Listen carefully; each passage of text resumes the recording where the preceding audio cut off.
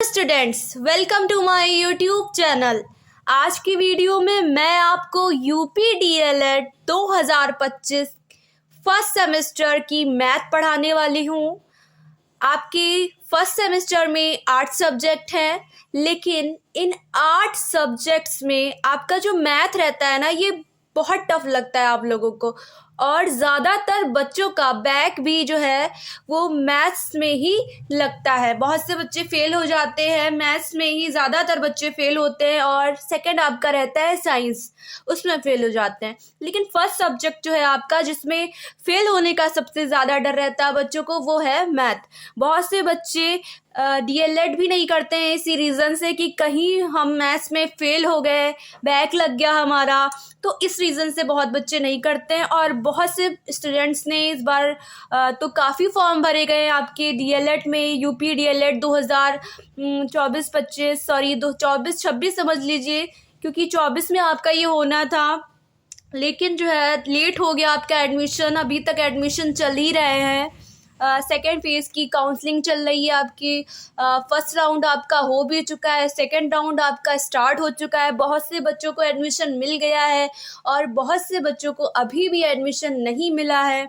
लेकिन आपका जो मैथ्स है ना भाई, बहुत इम्पॉर्टेंट होने वाला। जिन्होंने नहीं लिया है, जिनका नहीं एडमिशन हुआ है ना, वो भी समझ लें, क्योंकि भाई एडमिशन तो आप लेंगे ही। अभी नहीं हुआ है, लास्ट में हो जाएगा, लेना तो है ही आपको एडमिशन। और जिनका हो गया है वो तो पढ़ने भी लगे होंगे, और जिन्होंने नहीं स्टार्ट किया, एडमिशन हो चुका है, तो मैं उनसे बोलूँगी कि भाई एग्ज़ाम आपका जो है वो बहुत जल्दी होने वाला है, क्योंकि ये सत्र जो है ये लेट हो चुका है, इसलिए एग्ज़ाम आपका जल्दी होगा।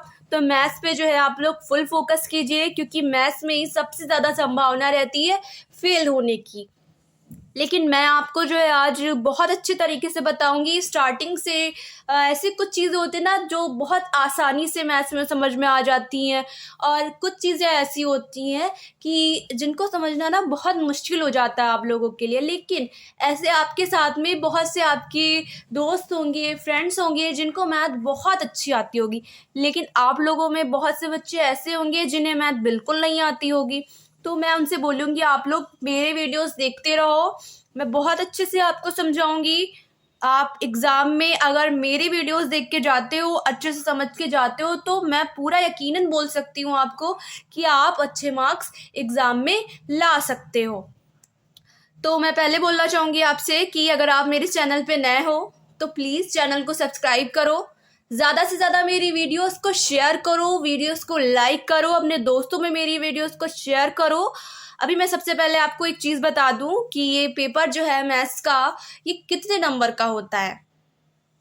देखिए, ये जो पेपर है आपका मैथ्स का, गणित का, मैथ्स माने गणित, इसका पेपर जो है आपका, ये होता है आपका 25 नंबर का। लेकिन पासिंग मार्क्स जो होते हैं वो कितने नंबर के होते हैं। अब पासिंग मार्क्स की बात की जाए तो पासिंग मार्क्स जो होते हैं वो होते हैं आपके 12 यानी 12 नंबर। 12 नंबर लाओगे तभी पास होगे। ये मत समझो 11 मिल गए, 10 मिल गए। 10th वगैरह में ग्रेड्स वगैरह मिल जाता था, इतने नंबर पाए, इतने नंबर और मिल गए, दे दिए गए, ग्रेड्स दे दिया गया, हो गया पास। यहाँ नहीं मिलने वाला है आपको कुछ। यहाँ 12 के 12 लाओगे तभी पास होगे। तो एक नंबर भी कम हुआ, आप गए। इसलिए फुल फोकस कीजिएगा मेरी वीडियो पे, मैं बहुत कायदे से बताऊंगी आपको। टफ भी इतना नहीं होता है, आप लोग को लगता है आप लोग हड़बड़ा जाते हो। तो मैं आपको दिखा दूँ, आपका जो फर्स्ट चैप्टर है, फर्स्ट चैप्टर से मैं स्टार्टिंग कर रही हूँ। देखिए, ये फर्स्ट चैप्टर है आपका, ठीक है। फर्स्ट चैप्टर क्या है आपका? संख्या तथा संख्यात्मक का बोध, अंकों का ज्ञान, स्थानीय मान। देखिए, इसमें से काफ़ी चीज़ें पढ़ी होंगी, पता होगा, लेकिन फिर भी कंफ्यूज हो जाते हैं आप लोग। लेकिन मैं आपको ना, जो भूल भी चुके हो ना, वो भी सब याद दिलाने वाली हूँ। बहुत अच्छे से पढ़ाऊंगी, आपको समझ में आएगा। और कोई डाउट हो ना तो ज़रूर कमेंट करके पूछ लेना कि मैम मुझे ऐसा डाउट है, या किसी भी सब्जेक्ट का कोई नोट चाहिए हो, या कुछ ना समझ में आ रहा हो तो वो भी मुझे बोलना कि मैम मुझे ऐसा सब्जेक्ट पढ़ा दीजिए। वो भी ज़रूर हेल्प करूँगी, मैं आपकी पूरी हेल्प करूँगी, आपके एग्ज़ाम तक आपके पूरा डीएलएड आपका कंप्लीट कराऊँगी। चलिए ये देखते हैं चैप्टर 1। इसमें जो भी इम्पोर्टेंट मटेरियल है, जो भी है, मैं सब आपको पढ़ाने वाली हूँ। ए टू जेड पढ़ाऊंगी, समझिए, ठीक है। देखिए, सबसे पहले यहाँ क्या बात की जाएगी? संख्या की। संख्या यानी नंबर, ठीक है। नंबर्स की बात की जाएगी यहाँ पर। तो इसकी पहले एक डिफिनेशन बता देती हूँ। एग्जाम में डिफिनेशन नहीं आती, सवाल आते हैं आपके गणित में, किसी भी क्लास के पढ़ रहे हो भाई, सवाल आते हैं। हाँ, रेखा गणित में आपकी जो है डिफिनेशन होती है, लेकिन ये जो है आपकी रेखा गणित यहाँ पर नहीं मैं बता रही हूँ। तो यहाँ पे ये अंक गणित है आपकी, अंक गणित में आपकी जो है डिफिनेशन नहीं आती है, लेकिन मैं आपको समझाने के लिए यहाँ पर डिफिनेशन बता रही हूँ। तो संख्या को क्या बोलते हैं, एक जो है सामान्य लैंग्वेज में, इजी लैंग्वेज में आपको मैं बताऊंगी, वो गणितीय वस्तुएं जिनका उपयोग गिनने, मापने और नामकरण करने के लिए किया जाता है, उन्हें संख्या कहते हैं। देखिए बहुत इजी है डिफिनेशन, कि वो गणितीय वस्तुएं जिनका उपयोग गिनने, मापने और नामकरण करने के लिए किया जाता है, उन्हें संख्या कहते हैं। देखिए बहुत इजी है, आप समझ सकते हैं आराम से। देखिए अब यहाँ पे एक चीज और समझ लीजिए आप कि अंक गणित में कुल 10 संख्याएं हैं। देखिए यहाँ पे लिखा हुआ है, देख लीजिए अच्छे से। अंक गणित में कुल 10 संख्याएं हैं। संख्याएं क्या हैं वो? 0, 1, 2, 3, 4, 5, 6, 7, 8, 9। अब बच्चे सोचेंगे भाई 10 भी तो है, लेकिन 10 सही है। 10 किससे मिलकर बनता है भाई? 1 और 0 से मिलकर बनता है। ठीक है, तो 10 संख्याएं हैं। संख्याएं यही है हमारी मेन संख्याएं। क्या है जो यहाँ पे आप देख सकते हैं, स्क्रीन पे आप देख सकते हैं, यही मेन संख्याएं हैं। इसके अलावा जैसे कि आपने 100 तक गिनती पढ़ी, 100 तक नंबर्स पढ़े आपने, 1 से लेकर 100 तक। संख्याएं क्या मैंने बताई? 0 से लेकर 9 तक। उसके आगे आपने नंबर्स को ऐड किया ना। देखिए 1 और 2 क्या हो गया? 12 हो गया। वैसे ही अब 3, 0, 30 हो गया। ऐसी नंबर्स बनते चले गए। 7, 7, 77 हो गया, यानी 77 हो गया आपका। ऐसे ही आपके सारे नंबर बनते चले गए। लेकिन मेन जो आपकी संख्याएं हैं वो क्या हैं आपकी? 0, 1, 2, 3, 4, 5, 6, 7, 8, 9, यानी 0, 1, 2, 3, 4, 5, 6, 7, 8, 9। ये क्या होंगी आपकी? कुल 10 संख्याएं हैं। ये अंगणित मैंने बताया, मैं अंकगणित पढ़ा रही हूँ। अंकगणित ही आपकी स्टार्टिंग से है, ये मैं आपको पढ़ा रही हूँ, अंक गणित है। ठीक है, देखिए अब किसी भी मैं यहाँ डिफिनीशन की जो अकॉर्डिंग आप समझ लें, तो देखिए यहाँ पे डिफिनीशन में लिखा गया है कि इसका उपयोग किसी चीज़ को गिनने, मापने और नामकरण करने के लिए किया जाता है। तो आप कोई भी चीज़ लाते हो भाई, हम लाए कोई भी चीज़ आप लेके आते हो तो गिनते हो ना भाई, ये चीज़ इतने रुपए की पड़ी, वो भी गिनती की हुई। ठीक है, इतने रुपए की पड़ी। या ये मैं लाई हूँ, जैसे कि आप बुक्स लाए हो, ठीक है, बुक्स लाए आप, काफ़ी बुक्स लेके आए हो, फिर उनको गिनोगे 1, 2, 3, 4, 5, 6, जितने बुक्स है, नंबर्स हो गए ना, ये गिनने का हो गया। मापना का, जैसे कि हम जाते हैं टमाटर खरीदने के लिए गए, 2 किलो लिया, 3 किलो लिया, 4 किलो लिया, आधा किलो भी लेते हैं। ठीक है, तो जैसे ये क्या हो गया, इसका मापने के लिए। तो संख्या का उपयोग गिनने, मापने और नामकरण करने के लिए किया जाता है, उसे क्या कहते हैं? संख्या कहते हैं। बहुत इजी समझ गए होंगे आप लोग। मैं उम्मीद करती हूँ आप लोगों से कि आपको ये समझ में आया होगा। चलिए आगे थोड़ा और बता देती हूँ। देखिए यहाँ पर ये भी मैंने लिख रखा हुआ है कि जिनकी मदद से बड़ी बड़ी संख्याएं बनती है। बड़ी बड़ी संख्याएं आप इन छोटी संख्याओं से ही बनाते हो। देखिए पैसे को भी गिनते हो ना, तो वो भी ऐसे ही गिनना होता है कि 1 रुपया, 2 रुपया, 5 रुपए, 10 रुपए, 1000, 500, लाख, करोड़, अरब, सब इन्हीं से तो शुरू है ना। इन संख्याओं से ही बन के बड़ी संख्याएं बनी जाकर ना। तो मेन संख्या क्या हो गई? ये आपकी जो मैंने संख्याएं लिखी हैं, ये 10 संख्याएं हैं, यही मेन संख्याएं हैं आपकी। ठीक है, एग्जाम में हो सकता है आपसे पूछ ले कि अंकगणित में कुल कितनी संख्याएं हैं। ऑब्जेक्टिव में आ सकता है भाई कि अंकगणित में कुल कितनी संख्याएं हैं। आपके ऑप्शन में आपको दे देगा 100, 10 भी देगा। बच्चे ज्यादातर क्या करेंगे भाई, हमने गिनती पढ़ी 1 से लेकर 100 तक, 1 से लेकर 100 तक पढ़ी भाई, तो हम क्या कर देंगे, जाकर 100 संख्याएं होती। लेकिन नहीं भाई, 100 संख्या नहीं करना है आपको। क्या करना है आपको, 10 संख्याओं का जो आपका ऑप्शन होगा, जिस ऑप्शन में आपका 10 लिखा होगा, वो आपका राइट आंसर हो जाएगा। समझ रहे हैं आप लोग? मैं बहुत कायदे से आपको बता रही हूँ, बहुत इजीली बता रही हूँ, आपको समझ में आएगा। देखिए, मैं मैथ्स को बिल्कुल ऐसे आपको समझाऊंगी, अभी भी मैंने वैसे ही समझाया कि जिसको बिल्कुल भी नहीं आती ना, बिल्कुल जैसे होता है ना, बहुत बच्चों को बिल्कुल कुछ नहीं आता मैथ में ना, तो मैं ऐसे आपको समझा रही हूँ और आगे भी ऐसे ही समझाऊंगी कि आपको बहुत कायदे से समझ में आ जाए। आप एग्जाम में भले आपको मैथ्स नहीं आती है, लेकिन आप मेरी वीडियोस देख देख कर काफ़ी मैथ आपको आ जाएगी। एग्ज़ाम में काफ़ी अच्छे नंबर आप ला सकते हो। मैथ्स में बहुत टफ नहीं होता है। बहुत लोग आप लोग को भड़काते होंगे कि भाई मैथ्स का पेपर बड़ा टफ आता है, ये होता है वो होता है, आप लोग के अंदर डर बैठ जाता है। और बहुत से लोग तो ऐसे ही सुनकर डीएलएड करते ही नहीं है कि भाई हम तो मैथ्स कर ही नहीं पाएंगे, हमारा बैक लग जाएगा, हम फेल हो जाएंगे, ये सोच कर नहीं करता। लेकिन मैं बोलूँगी भाई, ये डरना नहीं है आपको, क्योंकि हर चीज़ भाई कोई सीख कर नहीं आता है। सारी चीज़ें हम यहीं सीखते हैं, बस कोशिश की जाती है। और एक अच्छा टीचर आपको मिल जाए और आपकी मेहनत, दोनों जब मिल जाते हैं ना, तो कामयाबी ज़रूर मिलती है आपको। तो मैं आपको सिखा रही हूँ, अच्छे से समझाऊंगी, बहुत कायदे से आपको समझा रही हूँ, आगे भी ऐसे ही समझाऊंगी। बस आप लोग पूरा ध्यान दीजिए वीडियो पर, अच्छे से पढ़िए इसको। कोई भी डाउट हो मुझे कमेंट करिए, मैम मुझे ये चीज़ नहीं समझ में आई, मैं आपका जैसे ही कमेंट दिखूंगी तुरंत रिप्लाई करूंगी। और अगर आप मुझे बोलते हो कि मैम हाँ मुझे ये चीज़ का वीडियो अलग से प्रोवाइड कर दीजिए, या बहुत जो है बहुत सारी चीज़ें होती है भाई, किसी को एलसीएफ नहीं आता है, लासा जिसको बोलते हैं, एचसीएफ नहीं आता है, तो ये सब मैं आपको जो है अगर बता दूंगी, अच्छे से सिखा दूंगी। आपको कोई दिक्कत वो नहीं है कि भाई मुझे नहीं आता, मैं नहीं कर पाऊंगा या नहीं कर पाऊंगी, मैं सब कुछ आपको सिखाऊंगी। चलिए अगली चीज़ जो है आपकी इसी में, वो मैं आपको दिखाती हूँ। देखिए ये है आपके रोमन नंबर। रोमन नंबर भाई ये तो सबको बड़ा टफ लगता है।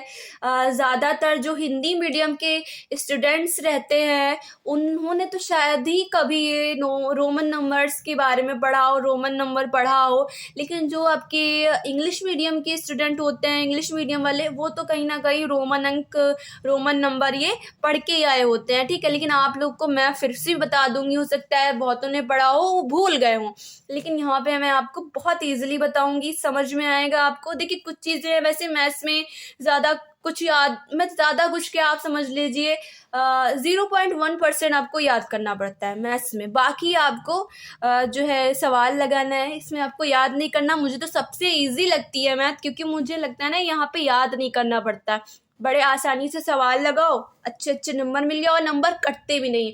और सब्जेक्ट में आपके नंबर कट जाएंगे, लेकिन मैथ्स में अगर आप सही करके आए हो ना, पूरा का पूरा नंबर देगा आपको। और स्टेप पे भी नंबर मिलते हैं भाई, अगर आधा सवाल करके आए हो, आधे जितने नंबर है वो आपको मिल गया, क्योंकि स्टेप पे नंबर है ना। तो मैथ्स में आपका बहुत फ़ायदा होता है, इसलिए मैथ्स पे फोकस कीजिए। यहाँ पे जो मैं आपको रोमन नंबर बता देती हूँ। चलिए इसकी जो डिफिनीशन है ये पढ़ लेते हैं। ये आपकी डिफिनीशन, किसी भी संख्या को रोमन अंक में 7 अलग अलग अक्षरों का उपयोग करके लिखे जाते हैं। क्या लिखे जाते हैं? किसी भी संख्या को रोमन अंक। देखिए रोमन अंक अभी मैं आपको बहुत कायदे से, एक मेरे पास टेबल बनी हुई है, बुक में है, वो मैं आपको दिखाती हूँ। टेबल है मेरे पास, मैं खुद से बना के नहीं दिखा रही हूँ, वो टेबल आपको दिखाती हूँ, आप खुद समझ जाओगे भाई ये टेबल है। और उस टेबल में मान दिए हुए वो आपको याद करना है, रोमन प्रणाली में, रोमन नंबर में, रोमन अंक में, ठीक है। अभी मैं आपको दिखाती हूँ। देखिए आप लोग यहाँ पे देख सकते हैं, यहाँ पे रोमन प्रणाली लिखा हुआ है। अब इसकी डिफिनीशन थोड़ी लिखी हुई है, इसके बारे में लिखा हुआ है कि रोमन प्रणाली किसे कहते हैं, ठीक है। मैं पढ़ के बताती हूँ आपको। इस पद्धति में अंक रोमन अंकों या संकेतों द्वारा दर्शाए जाते हैं। वे अंक जो लैटिन वर्णमाला के अक्षरों I, V, X, L, C, D तथा एम के संयोजनों से मिलकर बने होते हैं, रोमन अंक कहलाते हैं। अब भाई आप लोग लिखते होगे क्लास 6 लिखते हैं, 10th लिखते हो, कैसे लिखते हो? रोमन अंक में लिखते हो ना। लेकिन फिर भी कहीं ना कहीं कंफ्यूज हो जाते होगे ना भाई कैसे लिखना है। अब यहाँ पे क्या यूज़ हो रहा है आपका, रोमन अंक का यहाँ पर यूज़ हो रहा है, ठीक है, रोमन अंक के बारे में बता रही हूँ ना। चलिए पहले प्रतीक समझा देती हूँ। प्रतीक समझ लीजिए क्या है प्रतीक, कि संख्याओं को निम्नलिखित प्रतीकों के संयोजन के द्वारा दर्शाया जाता है। अब आपकी आई की आपकी वैल्यू क्या हो गई, यानी मान। आई का मान क्या है 1, वी का मान क्या है 5, एक्स का मान क्या है 10, एल का मान क्या है 50, सी का मान क्या है 100, डी का मान क्या है 500, एम का मान क्या है 1000। देखिए बड़ा इजी है, मान सबके याद कर लीजिए। फर्स्ट चीज ये कि यहाँ पे आपको क्या याद करना है, इन जो है आपके ये सातों नंबर जो हैं, देखिए 7 है, गिनवा देती हूँ 1 2 3 4 5 6 7, 7 है। इन सब की वैल्यू याद करनी है, मान याद करना है, किसका क्या या मान होता है। सबसे मेन पॉइंट यही है, एग्जाम में पूछ सकता है, 1 नंबर में आ जाएगा ऑब्जेक्टिव। सी की वैल्यू क्या है भाई रोमन प्रणाली में, या रोमन प्रणाली ना भी लिखे, सी की वैल्यू क्या है, क्या होगी वैल्यू सी की 100 होगी वैल्यू, ठीक है। यहाँ पे देख सकते हो, जो यहाँ पे देखिए बिल्कुल करेक्ट दिखा रही हूँ आपको, कुछ गलत नहीं पढ़ाऊंगी, बहुत अच्छे से समझा रही हूँ, बारीकी से बता रही हूँ आपको कि क्या एग्जाम में पूछ सकता है। ऑब्जेक्टिव में ज्यादातर ये पूछ सकता है कि किसका क्या मान है, 1 नंबर में आ सकता है ना। 1 नंबर भी बहुत काफी है भाई मैथ्स वालों के लिए, जिनको बिल्कुल नहीं आती उनके लिए 1 नंबर भी बहुत काफी। कहते हैं ना बूंद बूंद से सागर भरता है ना, वैसे ही तो यहाँ पे आपके लिए 1 नंबर बहुत इंपॉर्टेंट है। वैसे ही आपको इन सब की वैल्यू याद करनी है, आई की वैल्यू, वी की वैल्यू, एक्स की वैल्यू, एल की वैल्यू, सी की वैल्यू, डी की वैल्यू और एम की वैल्यू। ये आपको इसकी वैल्यूज याद करनी है, सबकी वैल्यूज याद कर लो। पहली चीज रोमन प्रणाली में आपकी यही है कि आप इनकी वैल्यू याद करो, तभी आगे के जो सवाल है बहुत टफ नहीं होते हैं। आप लोग को हो सकता है कि भाई दिमाग में बैठा लो कि टफ सवाल होते हैं, लेकिन ऐसा बिल्कुल नहीं होता है, टफ सवाल नहीं होते हैं। आपको जो है बड़े इजी सवाल लगेंगे। बस आपको ये जो वैल्यूज दी हुई है रोमन प्रणाली में, ये जो है रोमन अंक हैं, इनकी आपको वैल्यूज याद करनी है। फर्स्ट पॉइंट यही है रोमन प्रणाली में, ठीक है। मान लो कोई बच्चा सवाल नहीं लगा पाता है, समझने की बात, बहुत बच्चे होते हैं बहुत बार समझते हैं, बहुत बार वही चीज उनको पढ़ाई जाती है, फिर भी उन्हें नहीं आती, तो उन्हें क्या करना है भाई, वो ये वैल्यूज याद कर ले। वैल्यूज वाले क्वेश्चन आ सकते हैं, ऑब्जेक्टिव में आ गया, कम से कम ये तो कर ले जाओगे, है ना। तो ये मेन चीज है, ये सबसे पहले कर लो, ठीक। नोट कर लो आप लोग, फटाफट नोट कर लो, इसको बना लो अपने पास एक रजिस्टर पे, मैथ्स स्टार्ट कर दो। देखो और चैनल पे भी मैथ्स पढ़ा रहे हैं, कई लोग पढ़ा रहे हैं, ठीक है। मैं ये नहीं कहूंगी वो बुरा पढ़ाते हैं, कैसा पढ़ाते हैं, लेकिन मैं एक बार आपको ये सजेस्ट करूंगी भाई यहाँ भी देख लो, हो सकता है उनसे बेहतर आपको यहाँ पे लगे, समझ में आए, क्योंकि मैं आपको देखिए बारीकी से समझा रही हूँ, बहुत अच्छे से समझाऊंगी, आगे भी ऐसे ही समझाऊंगी मैं। जितने अभी आपके सेमेस्टर 4 सेमेस्टर हैं डीएलएड के, हर सेमेस्टर में आपको सपोर्ट करूंगी, आपको समझाऊंगी, पूरा सिलेबस कंप्लीट कराऊंगी, पूरा का पूरा आपका मैथ्स का जो सिलेबस है कंप्लीट कराऊंगी। चलिए अच्छा, आपका जो नेक्स्ट स्टेप है आपका रोमन संख्या में, ये थोड़ा आपको दिखा देती हूँ, थोड़ा इसके बारे में आपको समझा देती हूँ, और अगले जो मैं वीडियो में आपको थोड़ा और अलग चीज़ें बताऊंगी, फिर जो सवाल रहेंगे सवाल भी करवाती रहूंगी, ठीक है। अभी मैं आपको यहाँ पर इसका जो नियम है थोड़ा वो बता देती हूँ, ठीक है। देखिए पहले थोड़ा ये समझ लीजिए कि अगर ऐसे सवाल आ जाता है एग्जाम में तो क्या करोगे भाई। अब सोचोगे वैल्यू तो पता चल गई, बता दी मैंने क्या वैल्यू है, किसकी क्या वैल्यू मैंने बता दिया। अब यहाँ पे क्या करना है भाई, सोचोगे एल के बाद गुणा लगा दें, इसको हल कर लेते हैं भाई। यहाँ पर क्या लगता है, प्लस का चिन्ह लगता है इन सब के बीच। देखिए अभी मैं करके बताती हूँ, बड़ा आसान। एल की वैल्यू क्या है, पहले मुझे एल की वैल्यू यहाँ पे लिखनी पड़ेगी। देखिए एल की वैल्यू यहाँ पर आपकी, देखिए ये आपकी एल की वैल्यू, एल का क्या मान होता है आपका 50, एक्स का मान क्या होता है आपका 10, वी का मान क्या होता है 5 और आई का मान क्या होता है 1। सबके मान लिख दिए। देखिए कई बार प्रयोग हुआ है, उससे यहाँ पे कोई फर्क नहीं पड़ता है कि कई बार प्रयोग हो गया तो कोई दिक्कत है। आई 3 बार आ गया, एक्स 2 बार आ गया, कोई इससे दिक्कत नहीं होती, देख लीजिए आप लोग। बहुत कायदे से आपको मैं बारीकी से बता रही हूँ कि देखिए एल है, 2 बार एक्स है, वी है, आई है, 3 बार लिखा हुआ है आपका।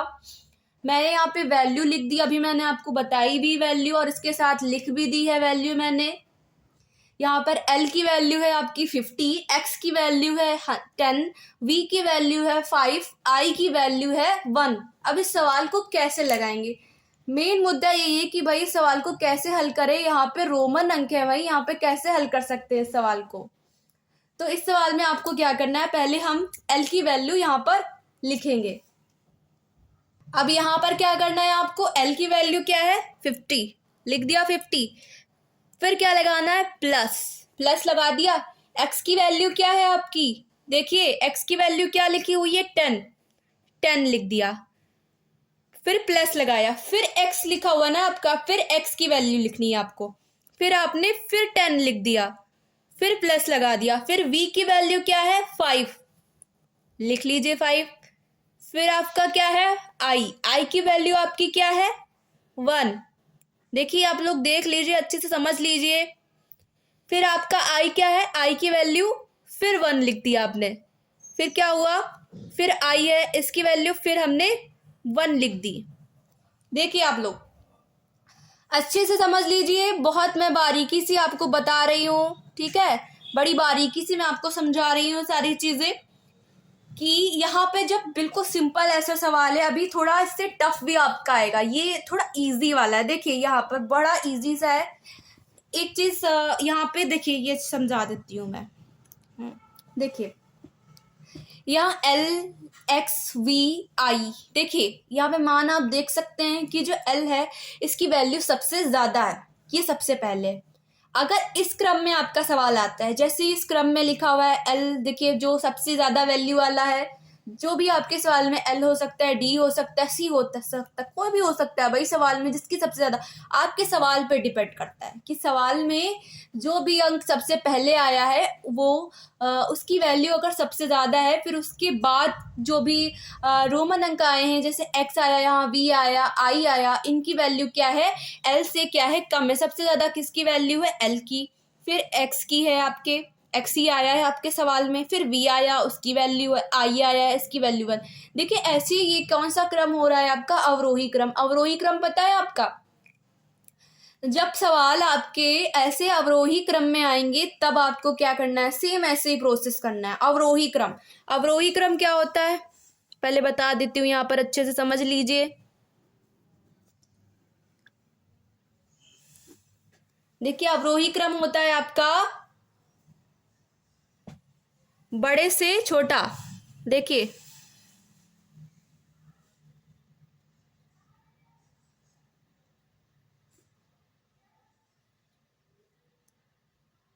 देख लीजिए आप लोग, मैंने थोड़ा ना समझ में आए तो जूम कर लीजिएगा इसको।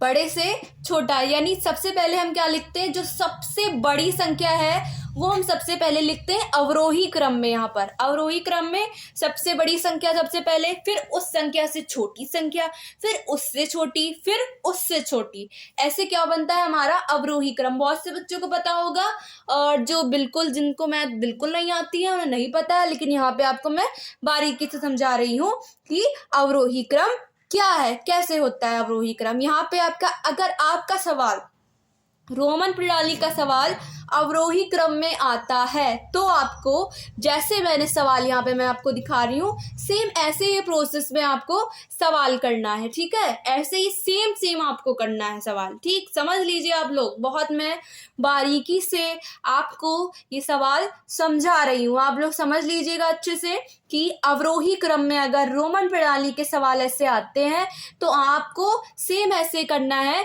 कि सबकी वैल्यू आपको पता होनी चाहिए, फर्स्ट पॉइंट यही है। फिर आपको वैसे ही वैल्यू लिख के प्लस लगा के ऐसे लिखना है। फिर अब क्या करना है, अब इसके बाद भी सिर्फ ऐसे काम नहीं चलता है, नंबर मिल जाएगा ऐसे स्टेप पे, मैंने बताया नंबर मिलते हैं मैथ में, स्टेप बाय स्टेप जितने स्टेप लिखोगे, जिस हिसाब से क्वेश्चन होगा जितने नंबर का, और उतने ही नंबर आपको मिल जाएंगे। तो यहाँ पे क्या करना है, जोड़ देना है। भाई मैं आसानी से जोड़ लेती हूँ, बहुत आसानी से मुझे जोड़ना ये चीज़ आती है, लेकिन आपको हो सकता है भाई टफ हो आपका जोड़ना, तो आप क्या करोगे भाई, साइड में लिख लो। सबसे बेहतर तरीका है, यहाँ पे मैं तो जोड़ लूँगी, लेकिन मैं आपके लिए एक ये बता देती हूँ कैसे जोड़ोगे। चलिए अच्छा, पहले मैं आप लिख देती हूँ कि आप समझ लीजिए, ठीक है। यहाँ पे मैं लिख दूँ, देखिए यहाँ सबसे पहले क्या लिखना है, 50, 10। देखिए संख्या के नीचे संख्या, मेन चीज यही होती है।